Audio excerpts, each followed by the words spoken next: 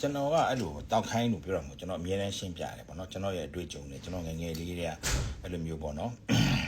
ကြုံခဲ့ရတာကျွန်တော်ဖေကလည်းအဲ့လိုတောက်တဲ့ပေါ့လေအဲ့တော့ကျွန်တော်လည်းခိုးတောက်ခဲ့တာကွာဆက်ရှင်းနဲ့မတိုင်ခင်အရက်တောက်ခဲ့တာအဲ့တော့ခုအမေရိကန်ကိုင်ကပြောတယ်22နှစ်မှာမတောက်နဲ့လို့ပြောတယ်အဲ့တော့မိဘတွေရောနော်လူငယ်ရောမှတ်ထားပါမင်း22နှစ်ကြော်မှမင်းတောက်ချင်တောက်22နှစ်ရောက်လုံးဝမတောက်နဲ့ဒါကျွန်တော်မှားခဲ့တာအစမှားခဲ့လို့ခုချိန်ထိကို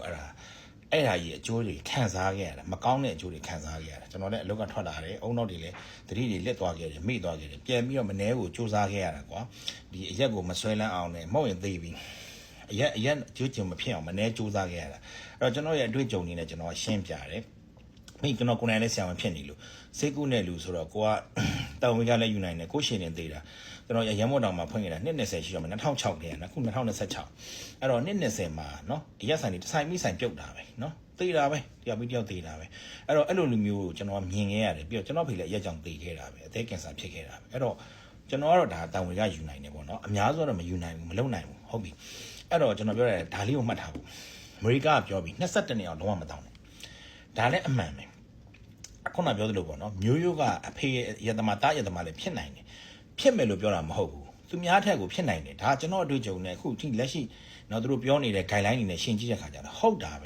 ဲဘာလို့ဆိုမျိုးနဲ့ရိုးနဲ့အရက်ကတောက်လိုက်ရင်အရက်ကိုခံနိုင်တာအဲ့ဒါမကောင်းဘူးမင်းအရက်တောက်နိုင်တယ်ဆိုရင်ခါအရင်ရလူငယ်တွေတောက်နေတယ်အဲ့လိုကိုလာတွေနဲ့ဖြော်ရည်နဲ့ရှက်တွေနဲ့တောက်ကိုရက်ရည်ချင်တာပေါ့နော်သူတို့ကဟာတောက်နိုင်တယ်ပဲပြောနေမဟုတ်ဘူးသူတို့မတောက်နိုင်တကယ်ကြတော့တကယ်အရက်တောက်တဲ့သူကဘာမှမထည့်ဘူးရေခဲနဲ့ချနေတာအဲ့အရက်ကိုဖြေနိုင်တဲ့အင်ဇိုင်သူရှိမှာမျိုးရိုးကသူကမြင့်နေတာဒေါ်လာရဲ့မြင့်နေကွာအရက်ကိုခံနိုင်နေကွာသဘောပေါက်တယ်မလားအဲ့မျိုးရိုးကြောင့်မလို့အရက်ကပို့ပြီးတော့တောက်နိုင်တာအဲ့လိုလူမျိုးတွေမြန်လက်မှာလေအဲ့ကြောင့်မို့ကျွန်တော်ကပြောတာအရက်ဟိုဒါညီမငယ်တွေနော်ညီမငယ်လေးတွေလည်းသတိထားပါဒီယောက်ျားလေးတောက်ကိုယူမယ်ဆိုရင်သူ့ရဲ့မျိုးရိုးရင်ကြည့်ရတော့မှာအရက်သမားမျိုးရိုးလားနော်ဦးလေးတွေလည်းအတော်တွေရောဟိုဟာတွေရောနော်ဟိုဟာအခုခေတ်ကမိန်းကလေးတွေရှိတယ်ကျွန်တော်ရှိမှလာတယ်ကျွန်တော်လည်းခင်တယ်ပေါ့နော်ဟိုမန္တလေးမှာဆိုတအိမ်လုံးတောက်တာသူကမရဘူးအဖေလည်းတောက်အဖိုးလည်းတောက်သမီးလည်းတောက်သားလည်းတောက်ရတာအဲ့လိုသူတို့ကမတောက်ရင်ကိုမကြိုက်ဘူးအဲ့လိုတွေရှိတယ်သူကကာချာဆိုတာရှိတယ်ကွာကာချာဆိုတာရှိတယ်မင်းအဲ့ဒါဝင်နိုင်လက်ခံဝင်လေလက်မခံနိုင်စတွေကပေါ်တင်ပြောငါနဲ့ယူမယ်ဆိုရင်မိန်းလေးနဲ့အရက်တောက်လို့မရဘူးလို့ပြောမဟုတ်ရင်ဆွဲသွားမှာအဲ့တော့ကျွန်တော်ပြောပြီးပြီကျွန်တော်လက်တာသမီမွေးထားတာ3ယောက်မှတေချာပေါက် chance ကတယောက်ကတော့ရက်သမားဖြစ်နိုင်တယ်အဲ့ကောင်အဲ့တော့ခုတည်းကစပြီးကျွန်တော်22နှစ်အောင်မတိုက်ဘူးအေးတောက်မီ22နှစ်ပြည့်ပြီဆိုတော့မူးအောင်မှောက်အောင်တိုက်မှာအရက်ကိုမုံတော့အောင်တိုက်မှာအဲ့လိုချမှာအဲ့မှာဒီကောင်ကြီးလက်သွားမှာတောက်ကြည့်နေမယ်တောက်ကြည့်မယ်ဒီကဘယ်လိုဖြစ်သွားမလဲဒါကျွန်တော်အမှန်တိုင်းပြောတာလေကျွန်တော်တို့ကအဲ့လိုမပြောခဲ့ဘူးပြောမဲ့သူလည်းမရှိဘူးအဲ့လိုမရှိတော့တောက်တာပေါ့ကွာ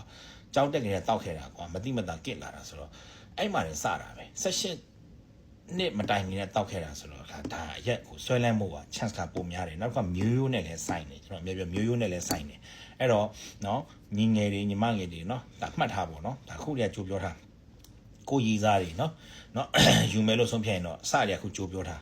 းနော်အဖေကိုကြည့်ရတယ်ဦးလေးကိုကြည့်ရတယ်အမေကိုကြည့်ရအတော်ကိုကြည့်ရတယ်တောက်တက်လားပေါ့နော်အဲ့ဆိုတော့တတိထားတော့နော်ဟိုတောက်မှာပဲဟိုခုမတောက်လည်းနောက်ကြတောက်မှာဘာလို့ဆိုသူ့တက်ကတခုခု stress ဖြစ်လာရင်ချမှာလေအဲ့လိုပြောချင်တာအဲ့တော့ပြောကျွန်တော်ပြောပြနေတာတွေကတောက်ဖို့တခုမှပြောအမေရိကလည်းမတောက်တာအကောင်းဆုံးပဲလုံးဝမတောက်တာအကောင်းဆုံးပဲ22နှစ်ကလုံးဝမတောက်နဲ့လို့ပြောတာနော်မတောက်နဲ့လို့ပြောတာတောက်ရင်ဆွဲလမ်းမယ်ခုနကပြောဖြတ်ပြီးပြန်မတောက်နဲ့လို့ပြောတာအဲ့ကောင်ဆွားပြီးအရက်သမားဖြစ်ပြီးမနဲ့တည်းလည်းမတောက်နဲ့ကျွန်တော်ပြောလို့ပေါ့ဟိုအရင်တောက်နိုင်တယ်ကိုကကျွန်တော်ပြောလို့ပေါ့အရက်ကိုငှက်လိုက်ပြီးဆိုတာမင်းမတာဝန်မှုရှိသွားပြီမင်းဘယ်လောက်တောက်မှာတော့မင်းနောက်မှာဟာတာသမီတွေရှိတယ်မိန်းမတွေရှိတယ်မင်းအဲ့မှာအလုပ်တွေကိုမှတာဝန်ယူထားတဲ့ responsibility မင်းဘယ်လိုယူမှာလဲအဲ့လိုမူတည်ပြီးမှမင်းတောက်အဲ့လိုဆိုမရဘူးကျွန်တော်တို့အဲ့လိုပဲမူးညောင်တောက်တာဆိုတော့အဆင်မပြေဘူးဟိုပလက်တွေကျွတ်ကုန်တာအဲ့တော့အဲ့လိုလူမျိုးတွေမတောက်နဲ့ဘာလို့ဆိုတော့တောက်လို့မရဘူးကျွန်တော်ဆိုလည်းအဲ့လိုတောက်လို့မရတော့အဲ့ကြောင့်မို့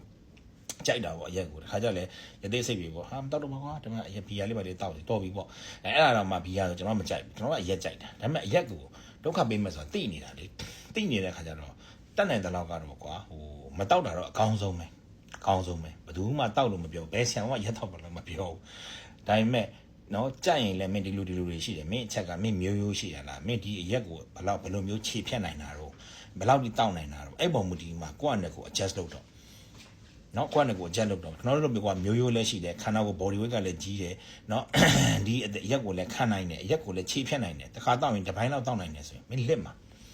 လစ်မှာတေချာပေါက်လစ်မှာကျွန်တော်လည်းအဲ့ဒါကိုအမြဲတမ်းဆုံးမနေတာလူဆိုတာကွာကိုချစ်ဆုံးပါကွာကိုဖြစ်ရင်ကိုပဲခံရမှာလေအဲ့ကျွန်တော်အမြဲတမ်း2လတစ်ခါ3လတစ်ခါသွေးစစ်နေတာအရာဆောင်တွေလည်းရိုက် fibro scan တွေလည်းထောက်နေတာဆိုတော့အဲ့လိုလူမျိုးနဲ့တော့ကျွန်တော်ပြောတာရှင်းတောက်လို့တော့မရဘူးလေကျွန်တော်ပြောတဲ့အဓိပ္ပာယ်ကကျွန်တော်ကဒါကြိုက်နေတယ်ကျွန်တော်မှားခဲ့တယ်မကောင်းခဲ့ဘူးเนาะ16နှစ်မတိုင်ခင်ကတောက်ခဲ့တယ်ခုချိန်ဒီအရက်ကိုဆွဲလန်းနေဆိုတာကိုကျွန်တော်ကရှင်းပြတာတောက်ဖို့တစ်ခုမှမပြောဘူးเนาะဟိုနှစ်ခုထပ်ပြီးပြောရင်22နှစ်အောင်လုံးဝမတောက်နဲ့เนาะပြီးရင်မိန်းကလေးတွေเนาะရီးစားတွေကိုစစ်တော့မျိုးရိုးရှိလားเนาะအဲမျိုးရိုးရှိရင်စဉ်းစားတခါလေးညှိเนาะမင်းဒီမျိုးရိုးနဲ့သွားမှလားမင်းလည်းတောက်မှာပဲအဲ့တော့ငါ့ကိုချင်းမင်းမတောက်နဲ့လို့ပြောအေးတောက်မယ်ဆိုရင်လည်းမင်းဘလူလုပ်ဒါပဲ